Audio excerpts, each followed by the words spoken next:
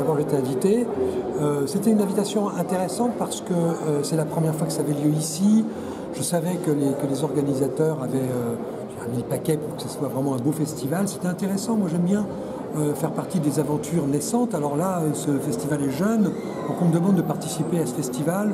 J'ai l'impression de participer à une belle aventure, quoi. Donc oui, c'était très motivant. Puis le sujet, quoi, les séries, ça me passionne beaucoup. Donc, c'est une très bonne nouvelle pour la littérature, la série télé. C'est une très bonne nouvelle parce que, au fond, c'est un intermédiaire parfait entre le cinéma et le roman. Ça emprunte au cinéma l'efficacité de l'image et ça emprunte au roman l'ampleur romanesque. Quand vous avez 6 heures ou 8 heures pour développer une histoire, c'est comme si vous aviez 1200 pages. Moi, j'écris des romans qui font 300, 400, 500, 600 pages. Je ne fais pas de romans de 1200 pages. Mais quand j'écris une série télévisée de 6 épisodes, c'est comme si j'avais 1600 pages devant moi. Donc, d'un seul coup, j'ai l'occasion de développer des lignes narratives, etc. Et je trouve que la série télévisée s'est montrée ces dernières années créative, inventive. Elle pose des questions, elle interroge. C'est un art majeur qui est en train de naître là. Moi, je crois que c'est vraiment quelque chose de tout à fait important.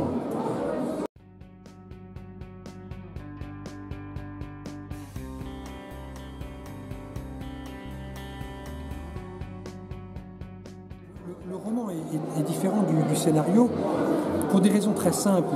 C'est que la grammaire du roman n'est pas la grammaire du cinéma, qui n'est pas non plus la grammaire de la série. Le film est un ensemble compact qui va faire 1h45, 2 heures. Vous n'avez pas une grammaire qui vous contraint un découpage en épisodes et à l'intérieur de l'épisode d'avoir des relais d'histoire. Donc en fait, la syntaxe est globalement différente. En revanche, et donc c'est pareil pour le roman, en revanche, quand vous avez fait l'expérience du cinéma et que vous avez appris cette grammaire, vous faites l'expérience de la série et que vous avez appris cette grammaire et que vous revenez au roman, vous pouvez enrichir vos romans d'un certain nombre d'outils narratifs qui sont très intéressants pour le roman. Et donc moi, en fait, quand je reviens au roman après une expérience de BD, de cinéma ou de série télé, j'ai l'impression d'avoir dans ma boîte à outils plus d'outils encore pour raconter mes histoires. Donc moi, ça m'intéresse beaucoup d'aller comme ça me frotter un petit peu à différentes manières de raconter les histoires, parce que j'y gagne beaucoup pour mes romans.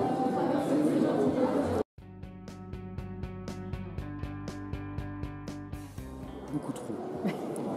Comme un peu nous tous. Comme un peu nous tous, c'est-à-dire, bon, en fait, je pense qu'on est un peu tous pareils quand on a la chance de pouvoir commencer une série qui a déjà été diffusée et qui est donc disponible dans son entier. Quand on est sur une série qui nous plaît, on a envie d'aller au bout, quoi. Donc, c'est comme les romans. C'est comme les romans, c'est-à-dire, vous savez, dans un roman, qu'est-ce qui est bon? C'est le moment où, au fond, on appartient à un livre plus que le livre nous appartient. Vous voyez? On a envie de savoir la suite, on mange plus vite, on dort plus tard, on veut savoir. La télévision nous fait le même effet avec les séries, donc j'ai pas honte de dire de temps en temps, je vois une série, je suis capable de la voir entière en 2 jours, en 3 jours. Après, je fais un long break, je ne vais pas passer mon temps à ça, mais c'est vrai que c'est une matière assez addictive, et donc on est tous un peu tombés dedans, quoi, hein. Ça veut dire que c'est bien.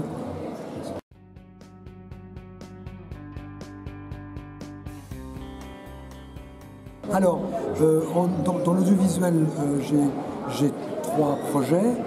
Le premier, c'est une série que j'ai terminé d'écrire pour Arte, adaptée de mon livre qui s'appelle Cadre Noir, c'est celui-là, je vous le montre.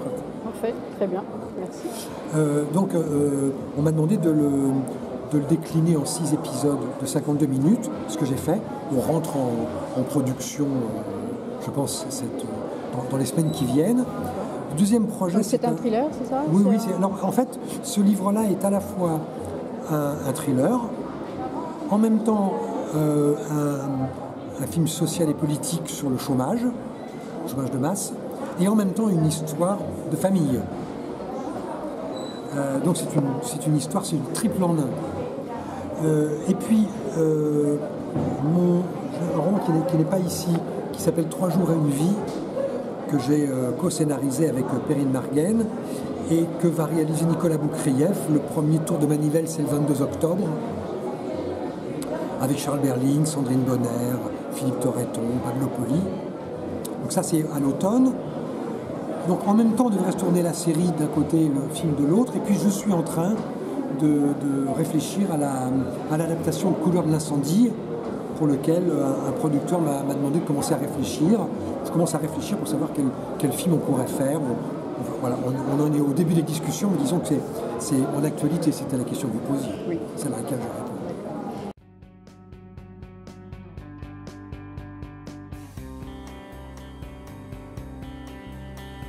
Je n'ai pas beaucoup d'expérience, puisque en fait je n'ai que l'expérience de Au revoir là-haut.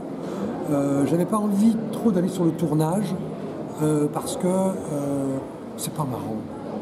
C'est pas marrant pour le metteur en scène qui adapte votre bouquin, d'avoir le type qui regarde, je ne sais pas ce qu'il pense. Enfin, je trouvais que c'était pas... Il fallait qu'Albert puisse faire le film qu'il avait envie de faire, et je pense que je lui donnais la liberté dont il avait besoin, donc j'y suis allé quand il m'a invité. Donc chaque fois qu'il m'invitait à y aller, c'était pas souvent, mais chaque fois qu'il m'invitait à y aller, j'y suis allé avec grand plaisir, rencontrer les acteurs, le voir travailler, c'était très fascinant, c'est un très grand artiste, un grand technicien et un grand artiste, donc j'étais très heureux de le faire.